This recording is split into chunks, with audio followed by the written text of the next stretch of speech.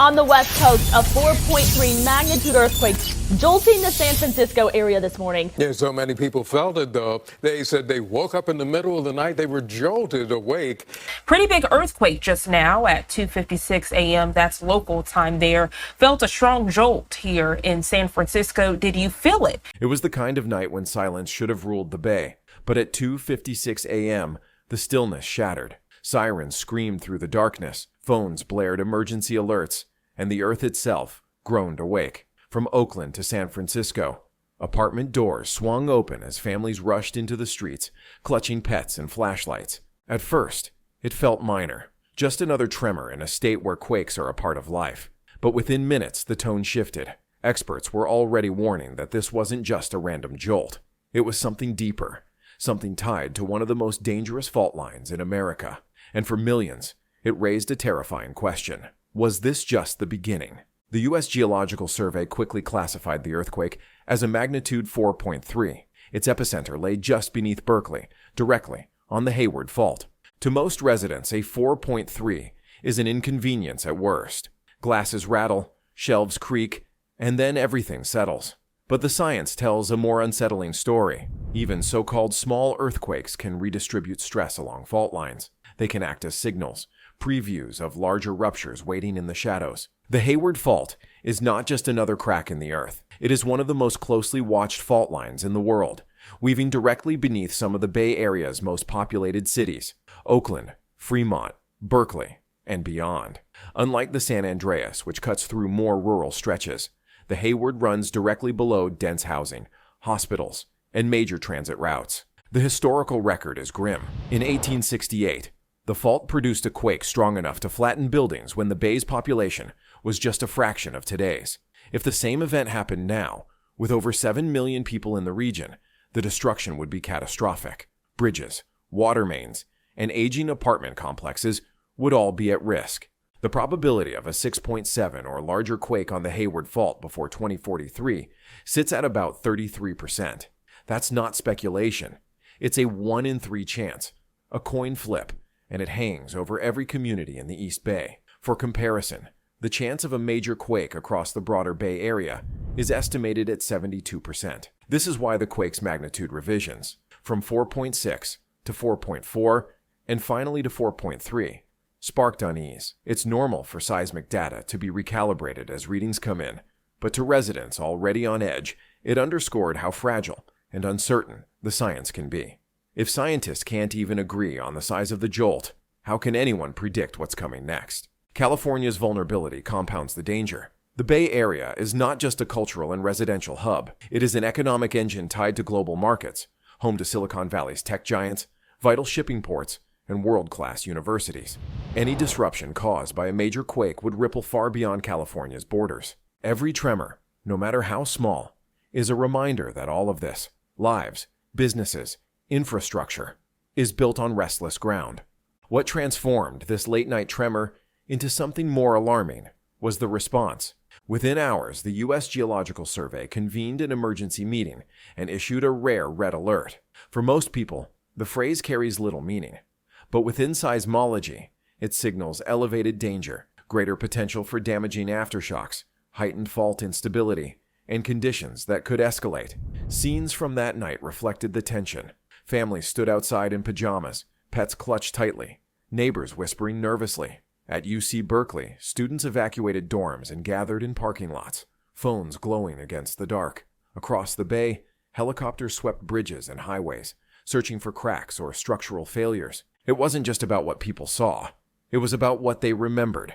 The 1906 San Francisco earthquake, the 1989 Loma Prieta quake that collapsed freeways and sections of the Bay Bridge. These memories live in the region's collective psyche, ready to resurface whenever the ground shakes. The quake at 2:56 a.m. wasn't catastrophic, but it carried a symbolic weight. It felt less like an isolated twitch of the earth and more like a knock at the door, a reminder that history always returns, and that the Bay Area's greatest natural threat has not disappeared. Seismic data placed the quake's depth at just under 5 miles, shallow enough to spread shaking widely across the bay. Its location was even more unsettling, right beneath UC Berkeley's Memorial Stadium, a structure known to straddle the Hayward Fault itself. Engineers have long acknowledged that in a major quake, the stadium could literally split apart along the fault line. The Hayward Fault inspires dread because of where it lies. Unlike the San Andreas, which skirts west of dense cities, the Hayward cuts through them. It passes directly beneath apartment complexes, hospitals, shopping centers, and transit hubs. A rupture here wouldn't just rattle, it would devastate. Experts are careful to remind the public. The true danger isn't this single 4.3. It's what might follow. Earthquakes often happen in clusters. What feels like a harmless jolt can in fact be a foreshock. The 2019 Ridgecrest sequence began with a 6.4, followed a day later by a 7.1. The 1999 Izmit earthquake in Turkey was preceded by smaller tremors. Even the 2014 Napa quake had scientists wondering if it was just the beginning of something larger. Geologists warn that one quake can trigger another by redistributing stress. In the Bay Area, the danger is amplified by the Hayward's proximity to the San Andreas. Maps of fault stress show how one rupture can load pressure onto the other, like dominoes tipping in slow motion. And then there are the new tools. AI-powered monitoring systems and satellites are now capable of detecting microquakes too small for humans to feel. Some reports suggest that in the weeks before this Berkeley quake, satellites recorded unusual seismic flickers along the bay. Early indicators, or just noise? Officials haven't said, and the lack of clarity fuels speculation. The consensus among scientists is sobering. The Hayward Fault is overdue. Every small quake is a reminder that its clock is ticking, and no one knows exactly how close it is to striking.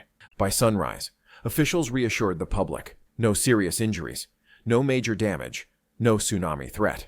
Life, they said, could return to normal. But the mood in the Bay Area told a different story. Social media feeds filled with shaky videos of books falling, chandeliers swinging, and terrified pets scrambling for cover.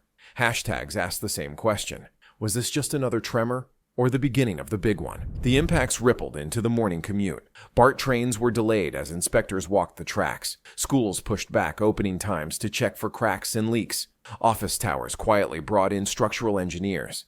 Businesses posted updates promising normal hours. But many workers admitted to lingering unease.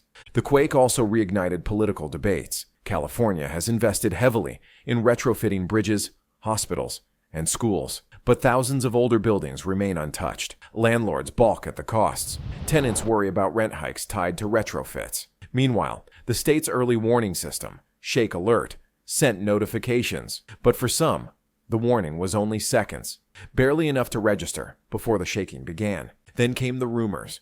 Reports emerged of micro-anomalies in seismic data that were quietly omitted from official press releases. Some saw this as routine filtering, others as evidence of a cover-up. Were scientists softening the truth to prevent panic, or were they themselves unsure of what the data meant? For many, the official reassurances rang hollow.